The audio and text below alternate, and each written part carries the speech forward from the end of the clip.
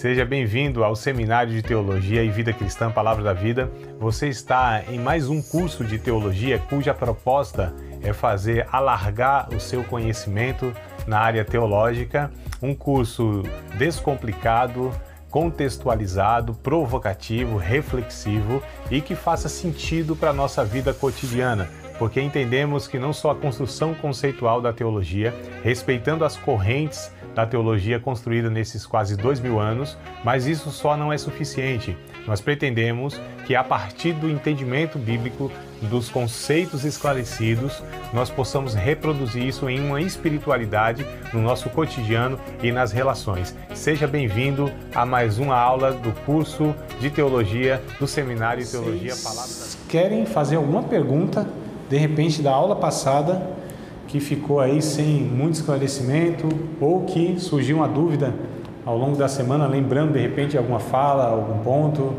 assistir a aula novamente, né? E aí assistindo de repente fala, nossa, isso aqui eu vou perguntar, se o professor der a oportunidade está dada, fiquem à vontade.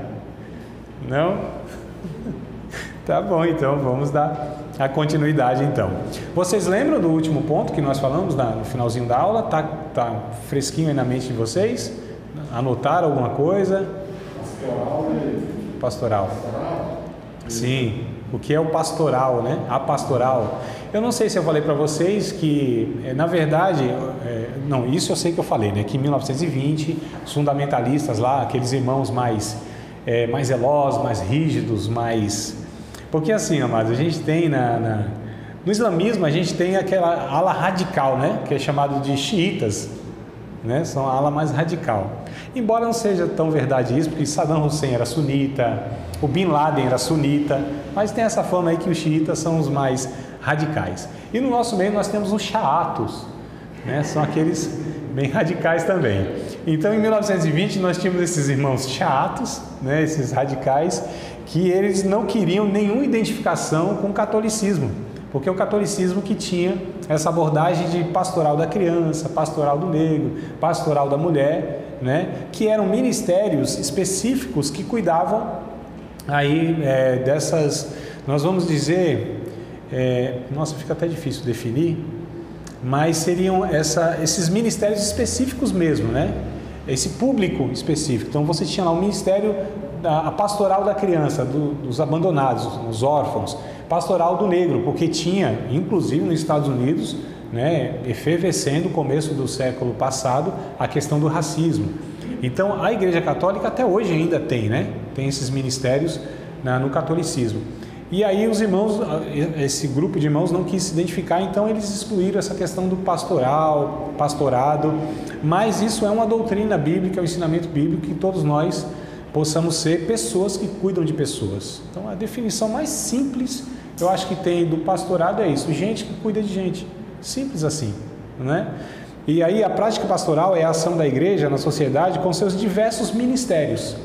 É por isso que nós entendemos que não só existe ministério que a gente, assim, eu não sei vocês, na realidade das igrejas de vocês, mas algumas igrejas que eu congreguei, logo no começo da minha fé, foi me passada essa impressão, tinha dois ministérios, você chegava na igreja, tinha duas coisas para você fazer, cantar ou pregar, ou tinha o chamado, a vocação para pregar, né, ou para cantar, então ou vai para um grupo de louvor, ou vai pregar. Aí eu ficava me perguntando, e se a pessoa for gago e fanho?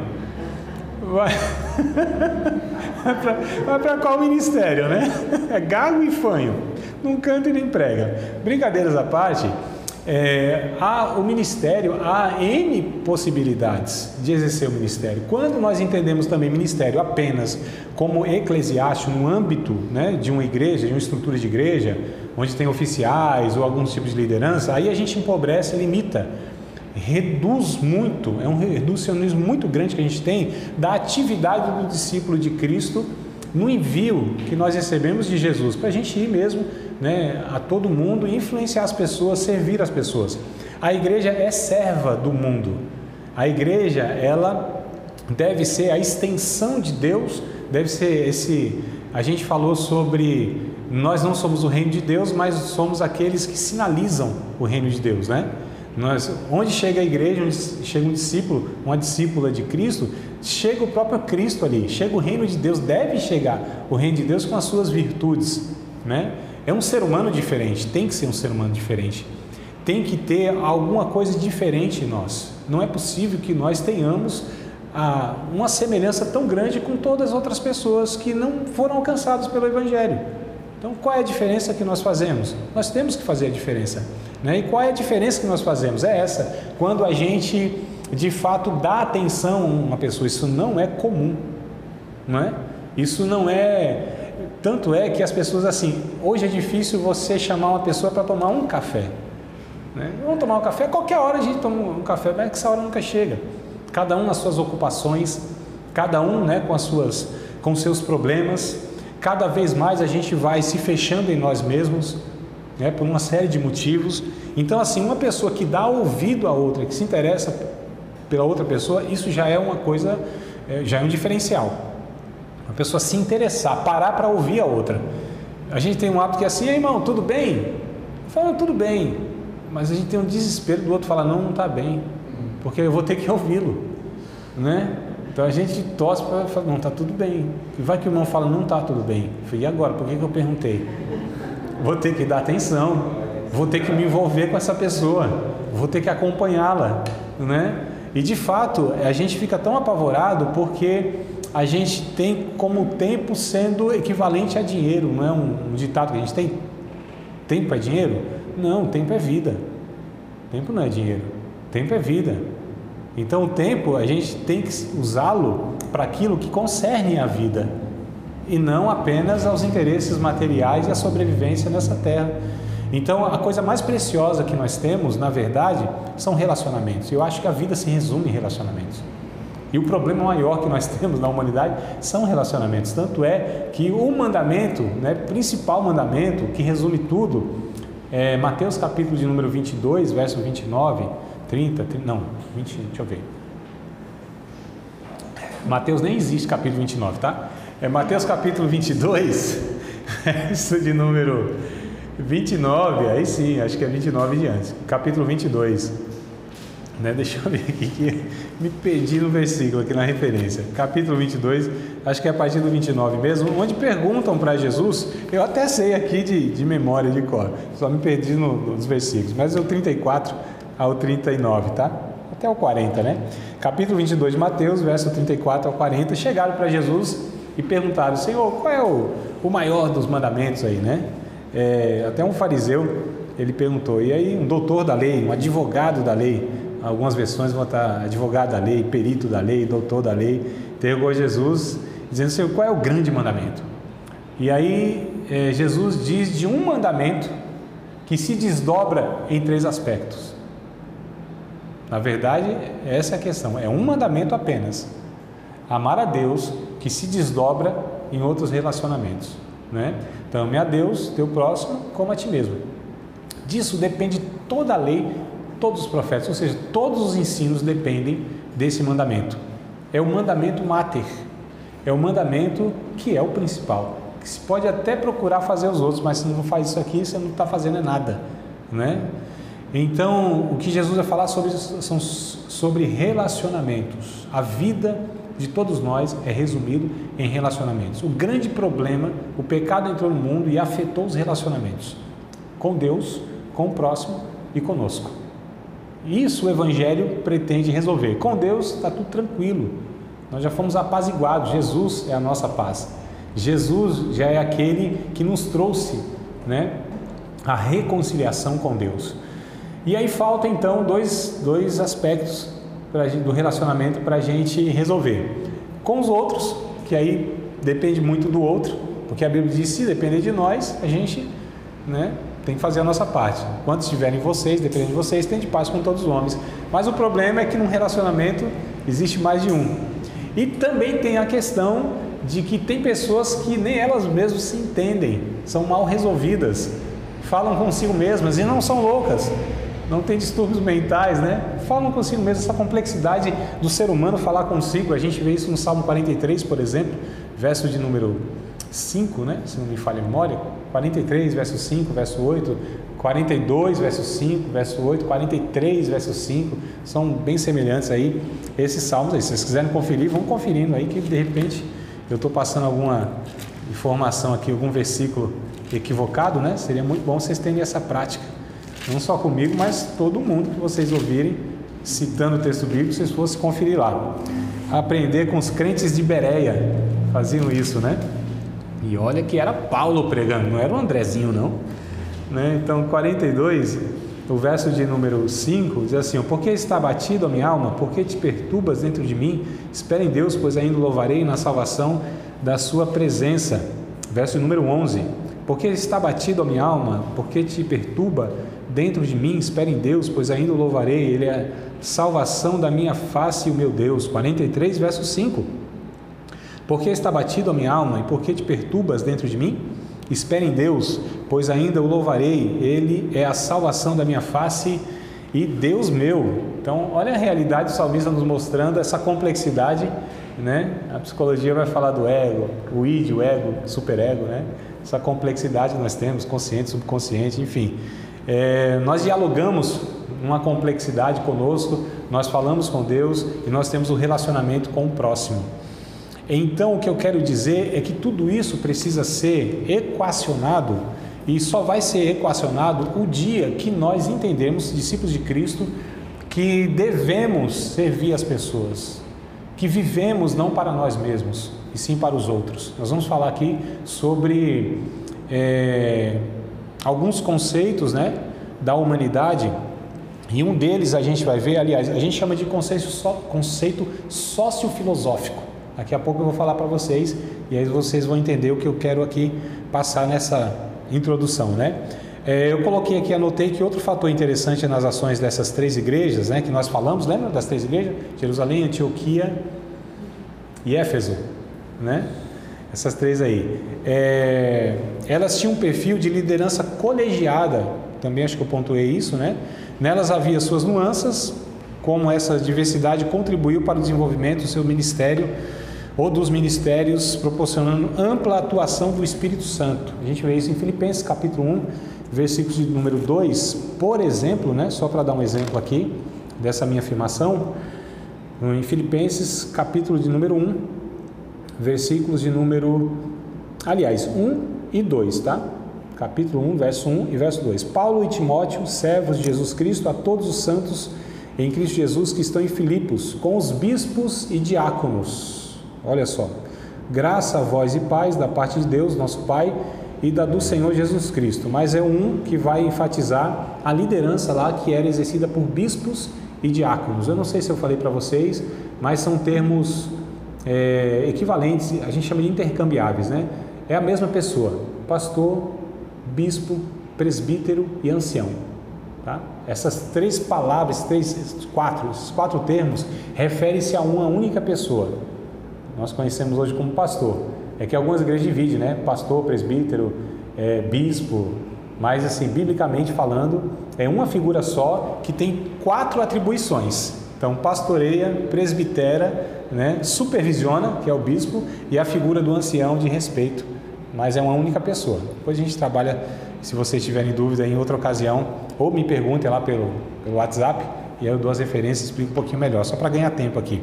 Mas a gente entende que aqui o Espírito Santo, ele tinha muito mais alcance quando a igreja local, né, esse grupo de irmãos, entendiam essa multiforme graça de Deus, essa múltipla ação de Deus pelos vários dons e talentos que as pessoas tinham.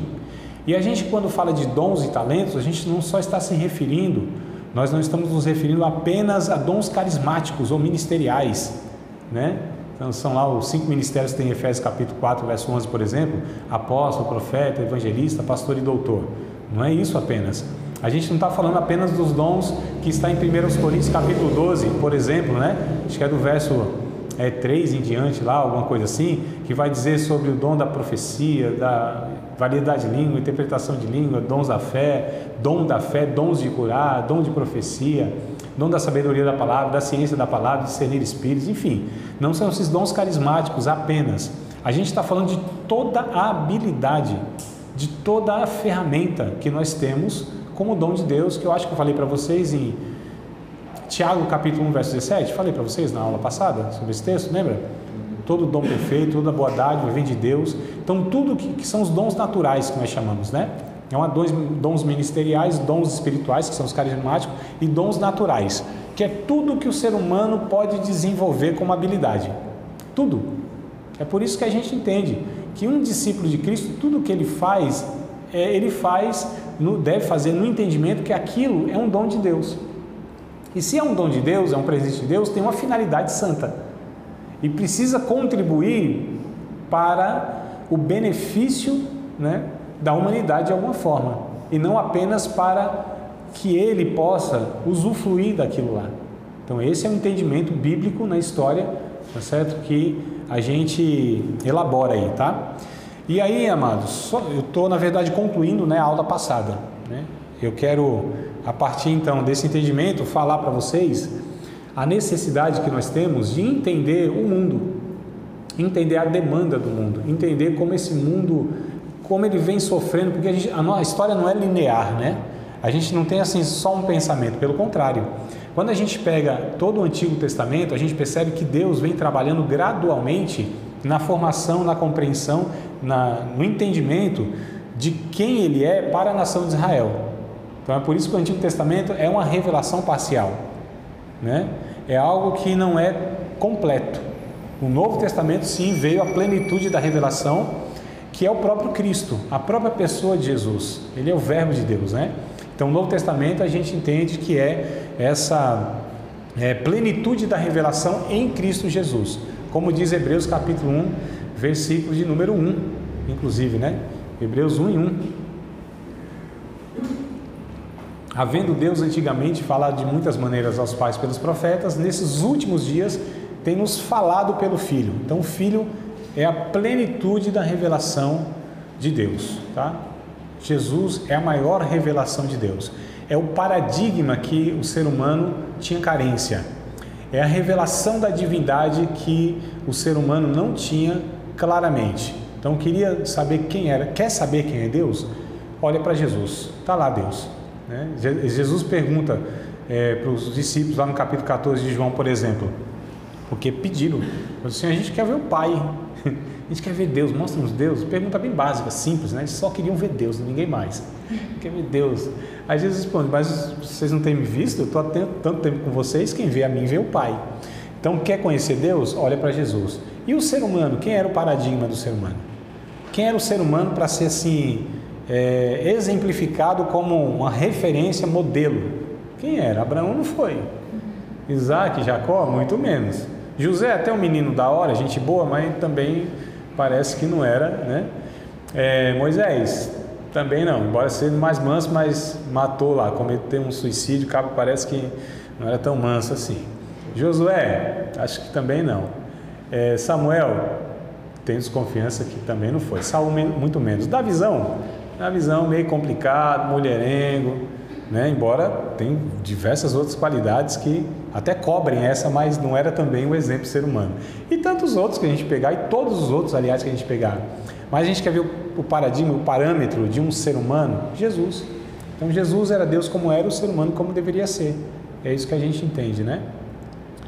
E aí, amados, nessa compreensão de que o Evangelho é a verdade absoluta, a gente vai perceber que a humanidade ela foi desconstruindo isso, certo? E aí o que eu quero trazer para vocês, categorias de pensamento da humanidade na história, para a gente compreender hoje o porquê que as pessoas pensam o que pensam. Porque a gente muitas vezes quer lidar com as pessoas com o pensamento do Evangelho, com o nosso pensamento, e a gente precisa no mínimo compreender. Não estou falando aceitar, não estou falando justificar, eu estou falando que para haver um ponto de contato, para que a gente crie um vínculo de contato, a gente precisa no mínimo tentar compreender o porquê que o outro pensa o que pensa, faz o que faz, sente o que sente. É empatia, né? Chamada empatia, né? Para a gente no mínimo entender essa pessoa. Jesus fazia isso, procurava, e Jesus se interessava profundamente por cada uma das pessoas. Jesus falava para a multidão, milhares de pessoas, claro que falava, mas quando ele tinha oportunidade, ele tinha relacionamento pessoal e ele tentava de fato tentar conhecer a história daquela pessoa, porque era única, não é? Deus não lida com manada, não lida com rebanho, não lida com coletivo. Deus é um Deus pessoal. O Davi disse isso, né? O Senhor é o meu pastor. Ele podia até falar nosso pastor, que não estaria errado. Ele falou, é o meu pastor, o meu Deus, né? Esse Deus pessoal, embora também seja esse Deus do coletivo. Mas o que eu quero dizer é que nós precisamos, então, no mínimo, tentar compreender a história de cada um, a vida de cada um. E ao mesmo tempo que a gente se dedica a cada um como pessoa única que são, a gente também compreende em que meio, em que contexto, né, estão inseridos as pessoas, para a gente compreender esse mundo, porque nós temos a responsabilidade e o privilégio de servir a nossa geração. Eu não tenho responsabilidade de lidar com a geração passada e muito menos com a futura. A minha responsabilidade é com essa geração, porque vivo nela. Devo me inteirar nela, né? Devo estar antenado. A gente tem um texto lá em Atos dos Apóstolos, queria ler com vocês. O Davi, inclusive, foi quem falou isso. Deixa eu ver se eu acho esse texto agora. Quando a gente não coloca no esboço, né? Aí vem assim. Aí agora eu tenho que me virar para lembrar. Eu acho que é o capítulo 13 de Atos. Vamos ver aqui se é o 13. 13. É o 13. Capítulo 13 de Atos dos Apóstolos. Agora eu preciso achar o versículo. Ai, meu Deus do céu. Vai dizer o seguinte. Estou puxando na memória aqui, tá, irmãos? Que eu ainda não estou achando. Mas é o Atos, capítulo de número 13, sim. Que vai dizer que o Davi, se vocês acharem aí, me falem, tá? Que Davi, ele serviu a Deus, né? Foi sepultado e serviu a Deus na sua geração. E aí vai depender muito também da versão que vocês têm aí. Se alguém achar, me fale, tá? É lá pelos versos 30 e pouco, né? Que eu estou aqui passando o olho e não estou conseguindo identificar. Mas Davi, ele... 36, amado, é? 36, exato. É que aqui não está geração, está tempo, né? Está geração aí, minha amada? Quem falou? Foi a Natane? Geração. Geração aí, está geração de vocês, né? No tempo também. Ah, no tempo, tá. Porque, 36 mesmo, isso. Porque, na verdade, tendo Davi no seu tempo, servido conforme a vontade de Deus, dormiu e foi sepultado com seus pais e viu a corrupção. Seu tempo tem versões que está na sua geração. Serviu a Deus na sua geração. Tá, Felipe, o seu? Geração? Geração, né? O seu tempo e geração é a mesma coisa.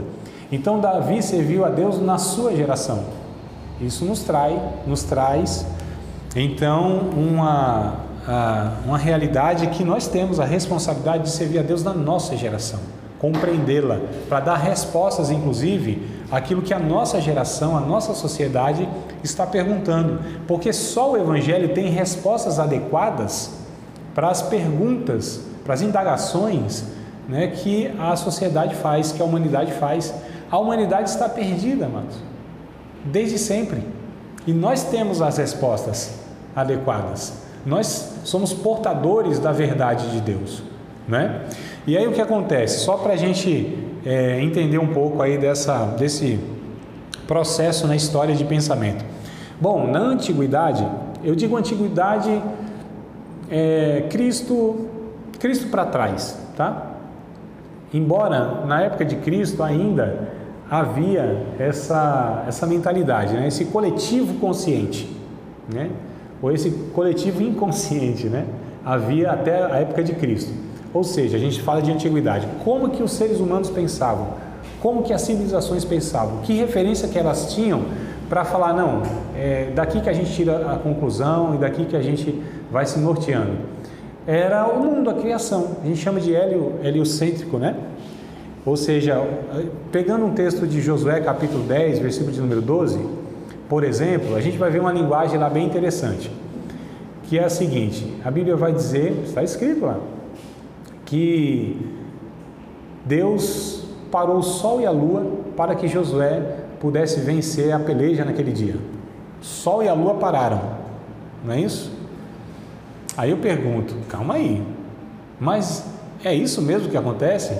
Ou seja, o sol e a lua que giram em torno da Terra? Não é, né, amados? A gente sabe isso. Qualquer quinto ano, menino de quinto ano aí, né, sexto ano, sei lá, sabe que não é assim. Conhece o que é translação, rotação, isso é uma coisa bem básica. Mas fala assim, então a Bíblia está errada? Não, a Bíblia não está errada. A Bíblia não foi escrita com a linguagem científica, né? Os seus escritores estavam passando fielmente, né, os relatos daquilo que eles entendiam. Então a gente chama de uma linguagem fenomenológica. A observação que eles tinham é aquilo que eles tinham como referência. Então eles tinham o cosmo como referência. Quando a gente estuda como que os antigos entendiam a Terra, era plana. Tá voltando agora esse negócio, não é possível, né? Que atraso, né, irmão? Como que pode, meu Deus do céu? Ele está falando de, sei lá, 3.000 anos atrás lá. Meu Deus do céu, não é possível. Tem cada coisa que eu... Como que pode? Então, estão voltando aí. A Terra era plana e havia as águas caíam, né? Assim. É um negócio... Eu passo para vocês a imagem depois, se vocês me lembrarem. E tinham colunas mesmo, porque a linguagem poética que tem no Antigo Testamento, Deus falando, né?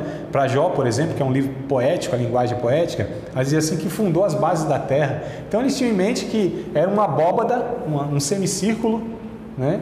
E era plana assim a terra, e uma abóbada, tá? Enfim, não quero explicar aqui exatamente, mas a questão é que eles tinham o cosmo, né? A criação como referência, tá? Então o pensamento era esse.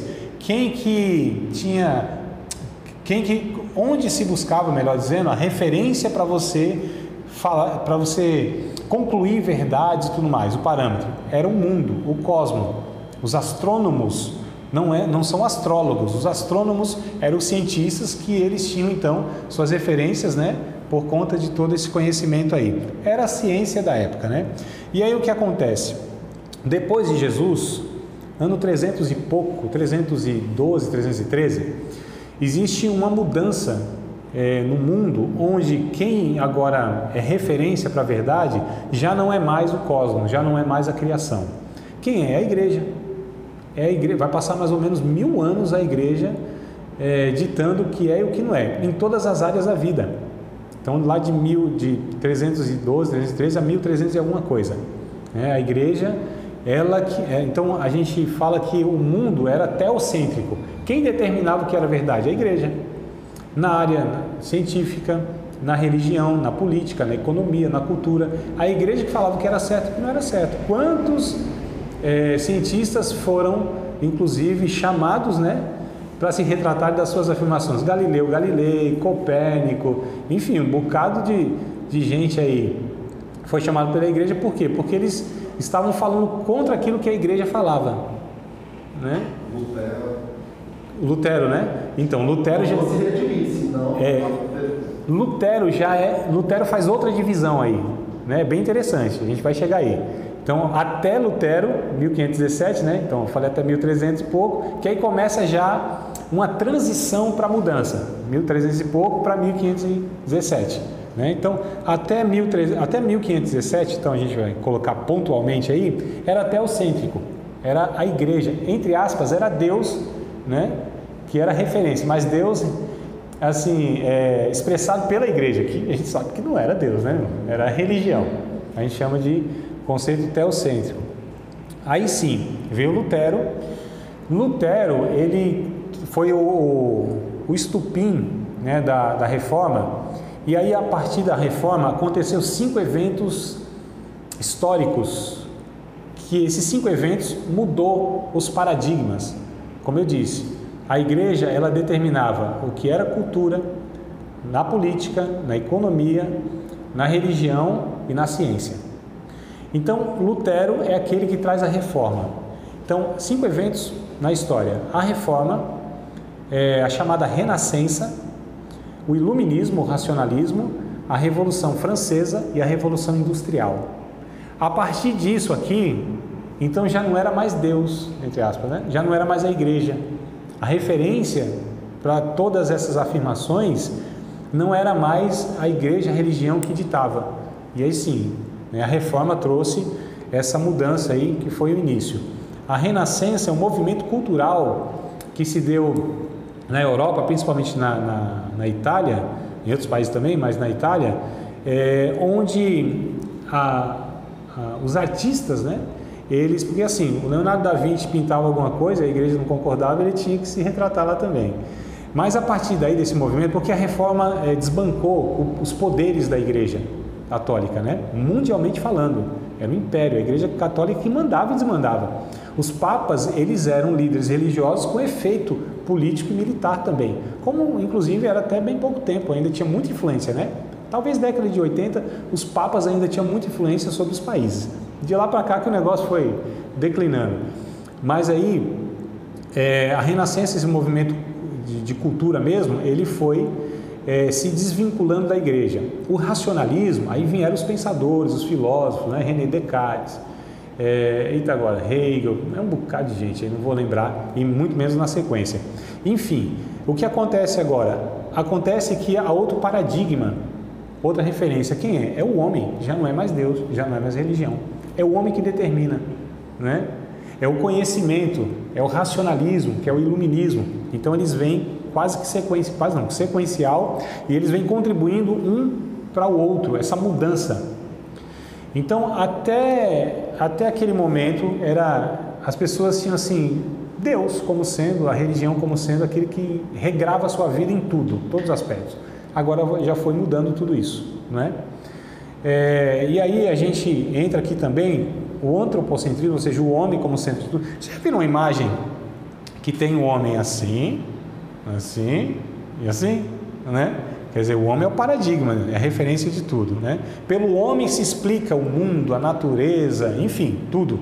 Estou falando do pensamento que foi se desenvolvendo aí, com esses filósofos, esses pensadores, e Charles Darwin, Karl Marx, né? Vem influenciando um bocado de gente, como eu disse, Nietzsche, nossa, um bocado de gente. E aí o que acontece? Aqui entrou também a ciência, né? Que veio as revoluções francesa e a industrial. E aí no século passado a ciência veio muito forte, determinando, inclusive, dizendo, não, Deus não existe, Deus não é realidade. A ciência quase que foi um Deus, né? Então, quando você tinha na antiguidade Deus como verdade, ou a religião como verdade, depois o homem como verdade, depois a ciência como verdade, então a gente chama isso de antiguidade, era medieval, aí vem a modernidade com as revoluções, né? Então, uma forma diferente de viver em toda a humanidade. Aí depois nós temos, depois da 1989, já bem próximo agora, né? A gente tem um marco histórico que é a queda do Muro de Berlim, onde ali... eu esqueci de falar do termo modernidade. O que a modernidade tinha? Aliás, o que a modernidade não tinha? Absolutos. Não tinha absolutos, tá? Então aqui não tem paradigma nenhum, cada um com a sua verdade. E a pós-modernidade veio enfatizando muito mais isso aí. Você não tem absolutos. Tanto é que a gente vai falar hoje, inclusive, nós ainda vivemos num conceito de pós-modernidade, que é a tua verdade é a minha verdade. Você fala, não, a Bíblia é verdade, não é a tua verdade, não é a minha. Eu creio em outra coisa. E aí, irmão? A luta que a gente tem hoje. Era mais fácil você pregar o Evangelho antes da pós-modernidade, porque você tinha absolutos, né? Agora isso é óbvio que tem absolutos, né? Claro, é só perguntar para a pessoa, por exemplo, que diz assim, não existe absoluto. Você pergunta, você tem certeza dessa sua afirmação? Você tem certeza absoluta dessa sua afirmação? Não se sustenta, mas é como a humanidade pensa, essas categorias, não há uma verdade, né? Foi se caindo de descrédito, inclusive, infelizmente, a religião, e é uma luta que a gente passa hoje, é justamente desconstruir tudo aquilo que não é evangelho pela religião, e até a gente falar do evangelho, a gente tem aí barreiras. Então, a pós-modernidade trouxe a questão de não há centro, não há absoluto. Essa é a maior dificuldade que nós temos hoje de falar do evangelho, tá?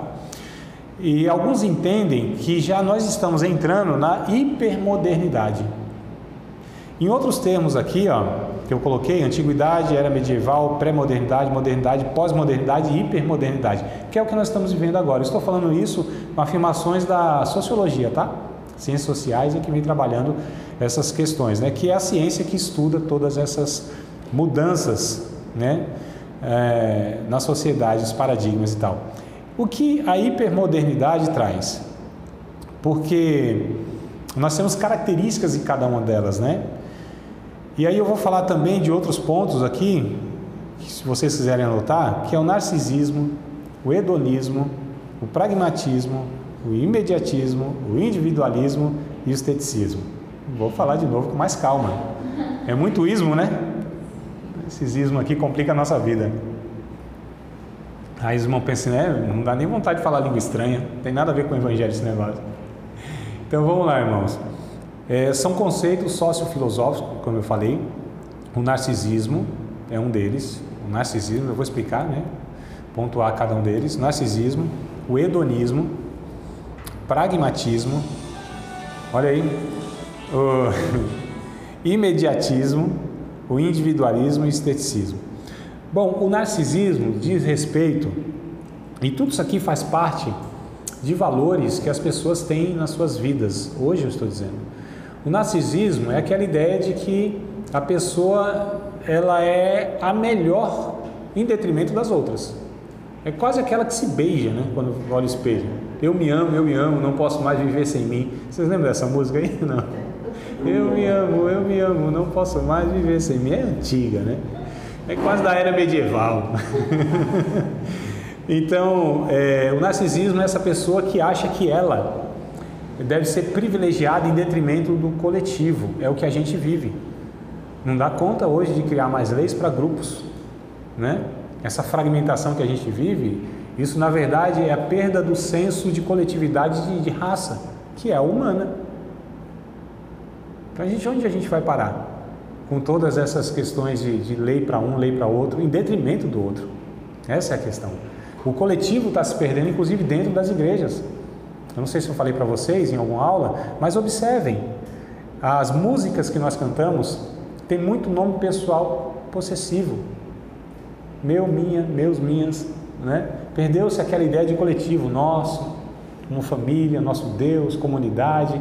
É só ver a inologia que a gente percebe que a teologia também ela está sendo desconstruída e distorcida.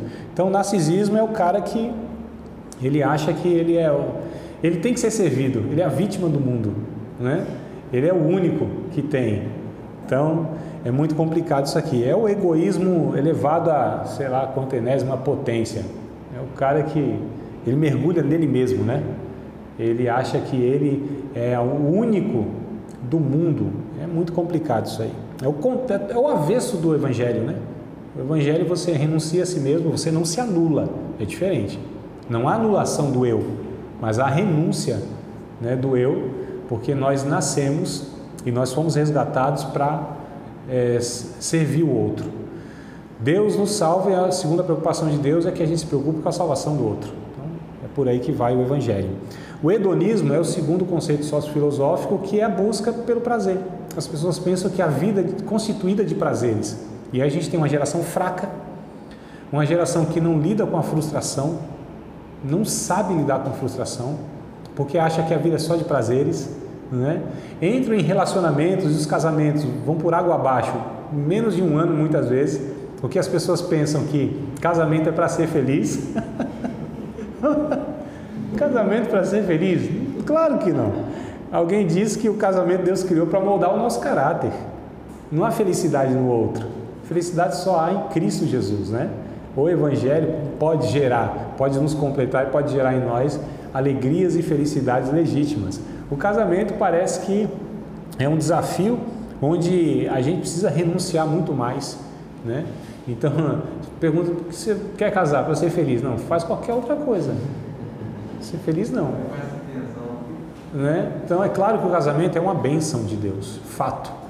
Mas o relacionamento, quanto mais próximo, quanto mais estreito, mais ferimentos existe, né? Eu costumo dizer que eu sou muito mais eficaz do que o Satanás para alcançar minha esposa e feri-la.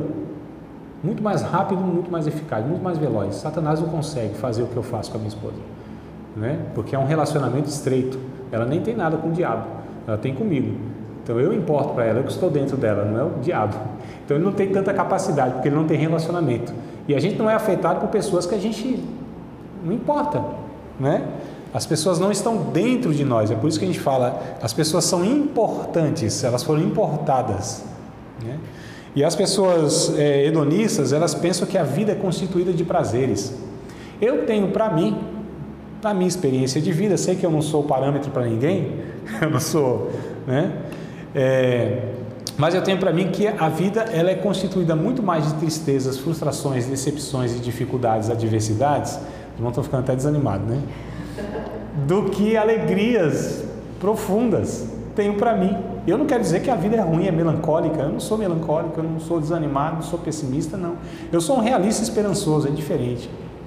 Né? Existe o otimista e o pessimista. São dois extremos, são desequilíbrios, né? O pessimista é um cara que não muda a realidade de ninguém, é um omisso, é um descompromissado, não é engajado, é um cara que ele transfere a responsabilidade. Isso aqui não vai melhorar, é tudo assim mesmo, não adianta, né? Alguém tem que fazer alguma coisa. Então, o pessimista é um cara que não contribui para nada.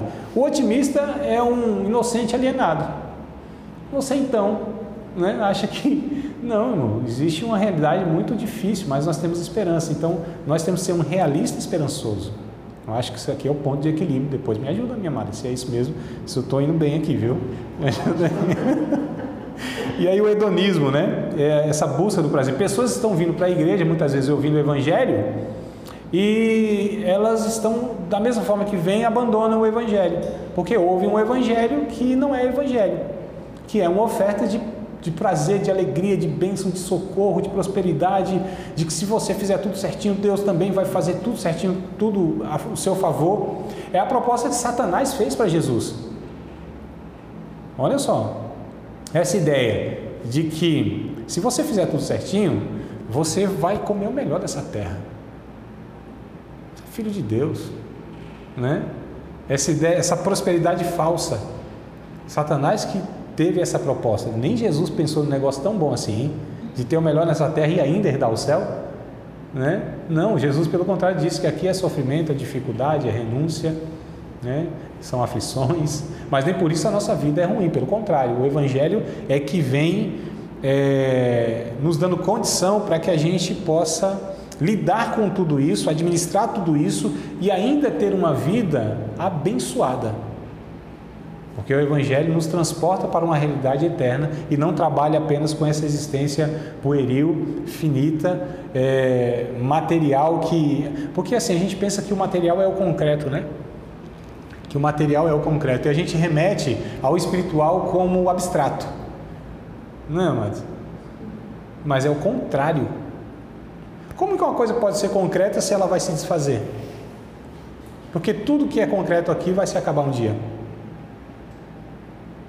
Como que a gente fala que o espiritual é abstrato? Se o espiritual vai permanecer para a eternidade, a gente está invertendo a lógica das coisas, porque a mentalidade é humana, não é bíblica, né? Alguém disse que no céu, lá a grama é verde, muito mais verde do que essa grama daqui, e que ao contrário, que alguns pensam que vão pisar nas nuvens, lá não, você vai pisar e vai sentir o chão muito mais concreto do que esse concreto que nós pisamos aqui. Então lá sim as coisas são verdadeiramente concretas, né? Lá são verdadeiras, aqui elas são transitórias. Então essa me parece que é a ideia bíblica, tá?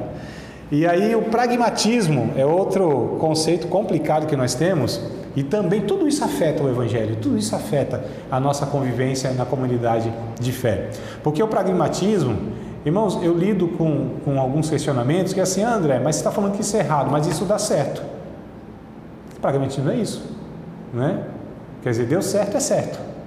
Não, nem tudo que dá certo é certo. O pragmatismo parte desse pensamento. Se deu certo, é prático. Não, mas nem tudo que dá certo é certo. Tem coisa, inclusive, que é certo e dá errado, na nossa ótica, na nossa perspectiva, na nossa expectativa. Então, o pragmatismo também tem nos atrapalhado demais. Por quê? Por conta desse próximo conceito que é o imediatismo. Porque quando as coisas não dão certo imediatamente, né, e a perspectiva não é eterna, não é futura, então a gente vai lidar sempre com aquilo que dá resultado imediato. Então, assim, não é só a comida rápida, não é só o fast food, é o fast life. É a vida que tem que ser rápida e dar certo rápido. Os relacionamentos, matrimônio, vida profissional, vida ministerial, e tudo isso tem que ser imediato, né? Prazer imediato, sucesso imediato, resultado imediato. Já pensou se Jesus fosse por esse caminho, amados? Já pensou? Por que a gente não faz discipulado na igreja? Porque o discipulado demora, mas demora, às vezes a vida toda de uma pessoa. Né? Então, algumas pessoas, para desencargo de consciência, algumas igrejas pegam assim, não, novo convertido aqui, chegou, vai na classe lá de discipulado, lá, 13 lições, tá tudo certo, isso aqui vai voar, fizemos nossa parte, a gente está discipulando, dá uma cartilhazinha para ele, né, tal, dá uma provinha, ele tira 10, inclusive, pode até descer as águas, tá tudo certo, nós discipulamos. Não, o discipulado é caminhar com essa pessoa, viver com essa pessoa, que Jesus fez 3 anos e meio com 12 homens. 12 homens.